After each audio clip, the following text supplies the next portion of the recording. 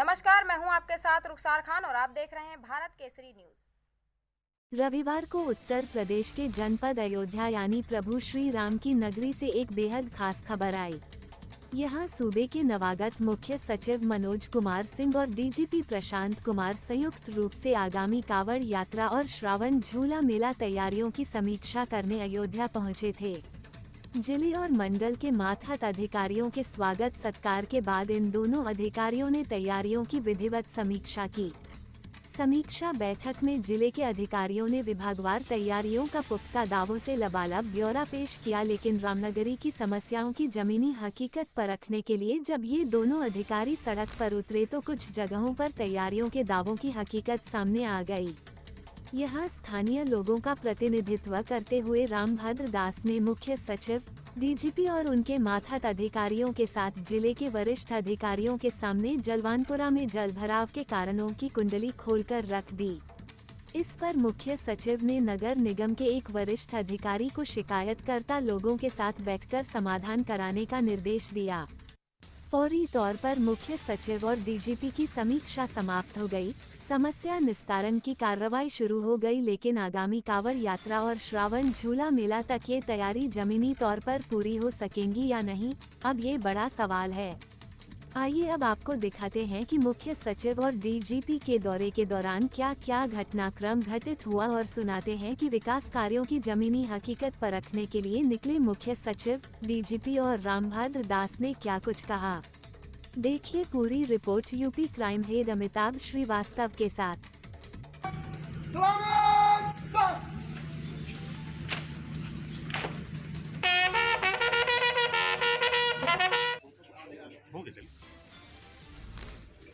का जो प्लान आपका है बिल्कुल फेलियर है। इस प्लान को आप ठीक से कराइए, क्योंकि यहाँ 25 फीट पानी है। कोई हादसा होता है, पानी निकालने का आज 2 साल से आप प्लान कर रहे हैं। रामपथ के बगल से पुलिया थी, सारी 19 पुलिया अयोध्या की हैं, सभी पुलिया ब्लैक हैं। तो अयोध्या का पानी जाएगा कहाँ?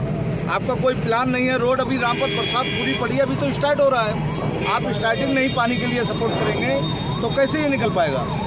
तो क्या आश्वासन साहब ने कहा है कि एक टीम बना के उसके लिए कराते हैं, प्रयास करते हैं। कितने दिन से समस्या हो रही है? ये समस्या तो लगभग 2 साल से बहुत ज़्यादा ही है। जब से नई आबादी यहाँ पर हुई है तब से समस्याएं तो बढ़ी हैं, लेकिन इन्होंने ये खुदवाया है सरोवर या पानी डंप के लिए बनाया, तो डंपिंग के किनारे बाउंड्री होनी चाहिए थी। वो बाउंड्री का सारा गायब हो गया, पता ही नहीं वो बाउंड्री कहाँ चली गई। तमाम गाय गिर जाती हैं, बच्चे हैं, यात्रियों के बच्चे हैं, यहाँ फिसलन है, यहाँ 25 फीट गहरा पानी है, कोई सपोर्ट नहीं है। कोई दीवार यहाँ खड़ी करें। अधिकारियों को जब कोई हादसा हो जाएगा तब कहेंगे कि हाँ हादसा हो गया, अब दीवार खड़ी करनी है। क्या नाम है आपका? मुझे महंत रामभद्र दास कहते हैं। सहायता केंद्र भी बनाए जाएंगे। हाँ बिल्कुल, कई जगहों पर 25 सहायता केंद्र ऐसे बनाए जा रहे हैं, जहां रास्ता के बारे में जानकारी देने के लिए, लॉस्ट एंड फाउंड अगर खोए हुए लोग हैं उनके बारे में बताने के लिए।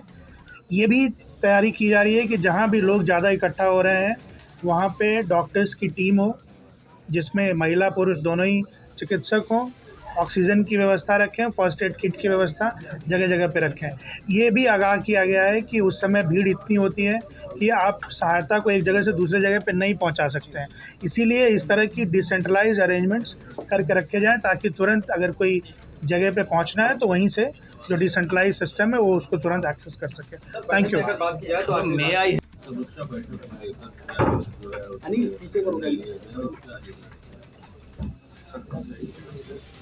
सावन महीने के दौरान जो कांवड़ चलती है और उसके अतिरिक्त जो यहाँ श्रावण झूला मेला आयोजन अयोध्या में होता है, इस संबंध में जो अंतर्विभागीय समन्वय के लिए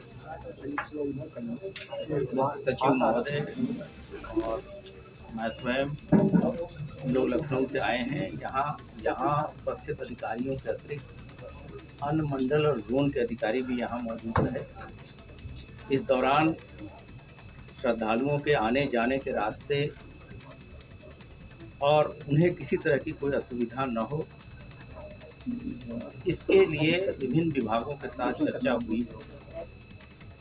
शासन के तरफ से यही प्रयास होगा कि जितने भी श्रद्धालु आ रहे हैं उनको हम बेहतर से बेहतर सुविधाएं मुहैया कराएं, जिससे उन्हें कोई असुविधा न हो।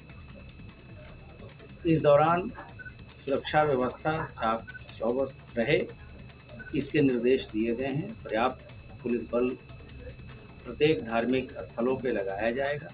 इसके अतिरिक्त जो कांवड़ शिविर लगेंगे या जो जिस रास्तों से श्रद्धालु आएंगे, उनके रहने इत्यादि की जगह पे भी सुरक्षा व्यवस्था कराई जाएगी। अयोध्या जी में विशेष व्यवस्थाएं घाटों पे भी रहेंगी, यहाँ के प्रमुख मंदिरों पे भी रहेंगी, जहाँ ज़्यादा से ज़्यादा भीड़ रहती है। वहाँ मेडिकल की सुविधा भी रहेगी। हम लोग अधिक से अधिक तकनीक का इस्तेमाल करेंगे, जैसे कि सीसीटीवी कवरेज कराएंगे, ड्रोन के साथ भी कराएंगे। हम लोग ईथर ड्रोन को भी लेने के बारे में सोच रहे हैं, ताकि इस बार ईथर ड्रोन के ज़रिए हम लाइव जो है इसके जो लीड्स जो हैं अपने कंट्रोल रूम में लें, और वहाँ पे सभी विभाग के लोग तैनात रहेंगे, ताकि किसी भी आकस्मिक स्थिति में हम चीज़ों को तत्काल मुहैया कराएं। हम पर्याप्त सुरक्षा व्यवस्था प्रत्येक जगह पे रिजर्व के रूप में रखेंगे। हमारे अन्य जो विभाग के जैसे ATS है, STF है, इनके लोग भी यहाँ आज मौजूद थे, उनके द्वारा भी अपना डिप्लॉयमेंट किया जाएगा। जल मार्ग में किसी तरह की कोई दुर्घटना न हो, इसके लिए SDRF NDRF की टीम भी ली गई है। स्थानीय जो गोताखोर हैं और स्थानीय नाविकों का भी साथ लिया जाए। अयोध्या में कोई अपडेट हुआ है? जिस तरह से बात की जाए तो अयोध्या समेत प्रमुख स्थल जो हैं उनकी सुरक्षा में कोई अपडेट किया गया? नहीं, अभी कोई इस तरह के स्पेसिफिक इनपुट नहीं है, लेकिन अयोध्या जिस तरह की नगरी है और जिस तरह से इसका विकास हो रहा है, इसकी सुरक्षा को लेके लगातार हम लोग हाई अलर्ट पे रहते हैं, और समय समय पे हमारी जो आकस्मिक ड्रिल है वो भी हम सर जब कांवड़ यात्रा मामले में सर अभी तक यूपी पुलिस को कितनी कामयाबी मिली है? क्या है कि हाथरस का जो मामला हुआ है? नहीं, इस संबंध में तो 9 गिरफ्तारियां हो चुकी है। मुख्य आयोजक गिरफ्तार हो चुका है। वो उसके लिए एक अलग से SIT बनी हुई है, न्यायिक आयोग का गठन किया जा चुका है। अभी फिलहाल आप आज यहाँ पे जो अयोध्या के सुरक्षा व्यवस्था के बारे में चर्चा करें तो बेहतर है। सर जैसे श्रद्धालु अयोध्या भी आते हैं, अयोध्या में भी धार्मिक आयोजन होते हैं, जैसे हाथरस में घटना, इसके लिए कोई गाइडलाइन या ऐसा कोई नियम कानून ऐसा कुछ आप द्वारा?